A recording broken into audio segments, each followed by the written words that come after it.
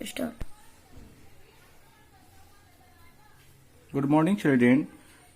We are study class 10 economics topics sectors. Today we discuss about the topic comparing the three sectors. The various production activity in the primary, secondary and tertiary sectors produce a very large number of goods and services. Also, the three sectors have a large number of people working in them to produce these goods and services. The next step, therefore, is to see how much goods and services are produced and how many people work in each sector. In economy, three could be one or more sectors which are dominant in terms of total production and employment, while other sectors are relatively small in size. जैसे कि हम यहाँ देखते हैं कि primary sector, secondary sector या tertiary sector हो, इसमें बहुत सारे लोग इसमें अपनी सेवा देते हैं और तब जाकर के वस्तुओं का उत्पादन होता है। और ये जो सर्विस सेक्टर है, इसमें सेवा और उत्पाद दोनों होते हैं और जो हमारे आर्थिक स्थिति को जो है, हमारे इकोनॉमी को स्ट्रांग करते हैं। इसमें बहुत सारे लोगों को रोजगार मिलता है और हमारा जो रेवेन्यू होता है वो इस तीनों सेक्टर से मिल करके बनता है। आज हम इसको कंपेयर करेंगे। How do we count the various goods and services and now the total production in each sector.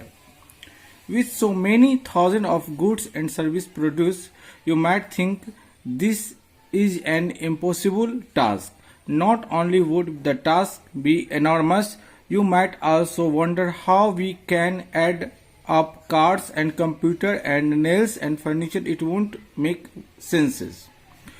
हजारों की हजार उत्पाद बनते हैं और इसमें के साथ बहुत सारा सर्विस भी जुड़ जाता है। You might think this is an impossible task. Not only would the task for enormous, you might also wonder how we can add. हमें ये बड़ा मुश्किल है कि हम कार और कंप्यूटर या फर्नीचर, इसका जो है हम जो है उत्पाद किस तरीके से गणना करेंगे, इसका सर्विस कैसे निकालेंगे। You are mad in thinking so to get around this problem. इसका सोल्यूशन निकालने का एक सबसे अच्छा मेथड है, economist suggest that the values of goods and services. Goods और सर्विस का वैल्यू कैसे हम लोग फाइंड आउट करेंगे। Should be used rather than adding up the actual numbers. For example, if 10,000 kg of wheat is sold at race 8 per kg, the value of wheat will be race 80,000। अगर 8 रुपये kilo के हिसाब से अगर 10,000 kilo गेहूं अगर बेचा जाता है तो उसकी कीमत कितनी होगी, 80,000।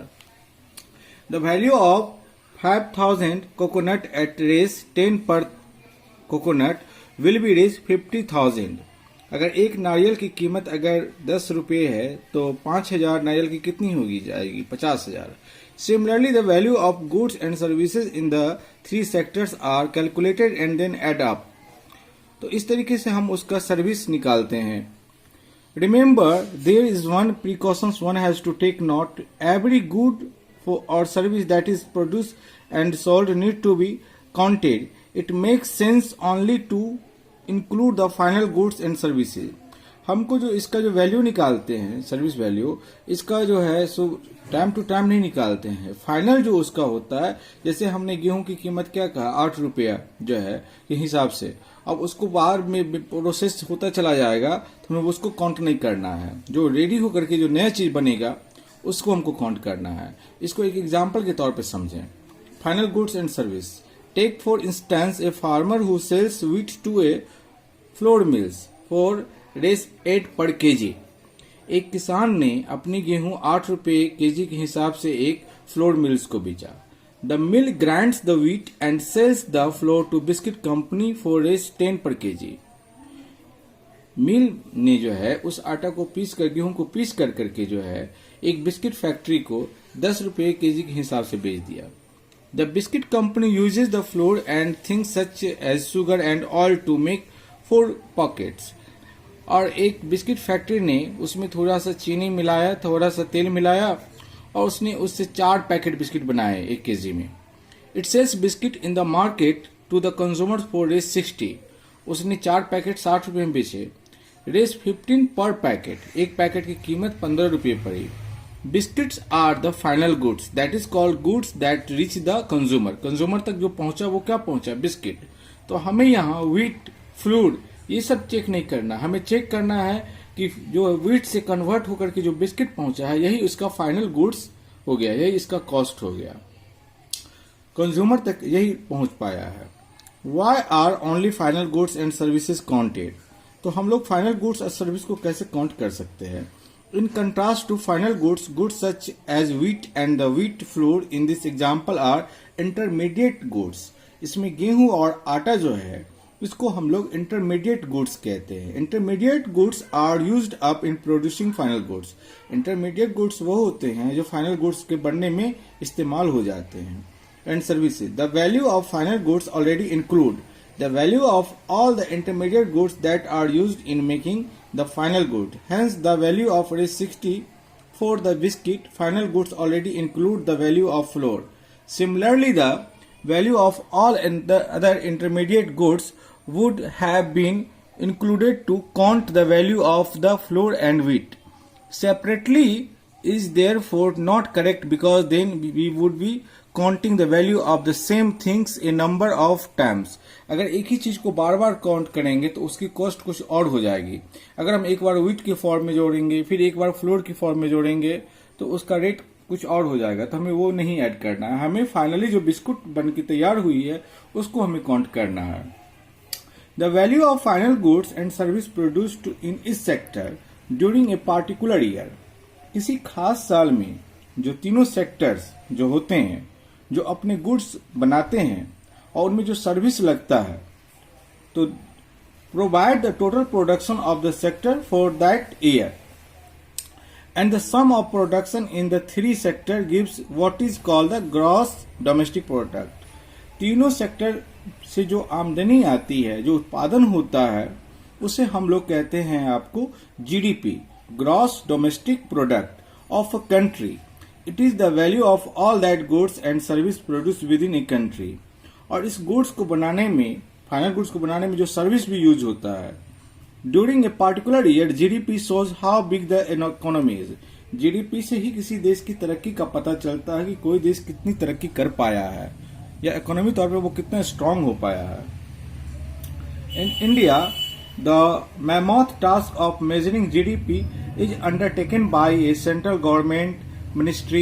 This ministry, with the help of various government department of all the Indian state and union territory, collects information relating to total volume of goods and service and their prices and then estimate the GDP. हमारे देश में GDP का calculation एक बहुत ही tough work था, लेकिन इसके लिए सेंट्रल गवर्नमेंट की जो मिनिस्ट्री थी और बहुत सारे डिपार्टमेंट ने अपना डाटा जब प्रोवाइड कराया, तब जाकर के ये जो है ना सो इसका पता चल पाया कि जीडीपी हमारे कंट्री की कितनी है। Historical change in sectors, generally it has been noted from the historians of many now developed countries that in initial stage of development primary sector was the most important sector of economic activity. हमने देखा है कि जो भी development country हैं, जो है विकासशील देश हैं, उनका जो आधार है वो प्राइमरी सेक्टर ही है, जैसे कि एग्रीकल्चर हो गए। As the method of farming change and agriculture sector began to prosper, it produce much more food with before many people could now take up other activity.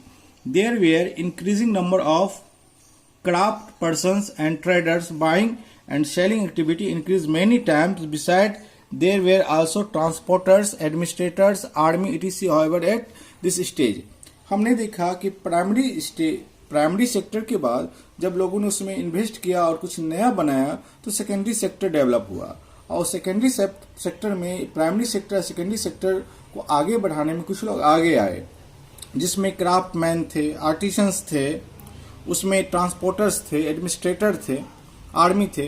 However, at the stage, most of the goods produced were natural product from the primary sector and most people were also employed in this sector.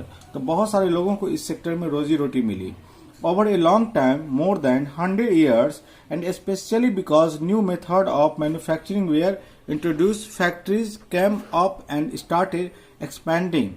Those people who had earlier worked on farms now began to work in factories in large numbers. People began to use many more goods that were produced in factory at cheap rate.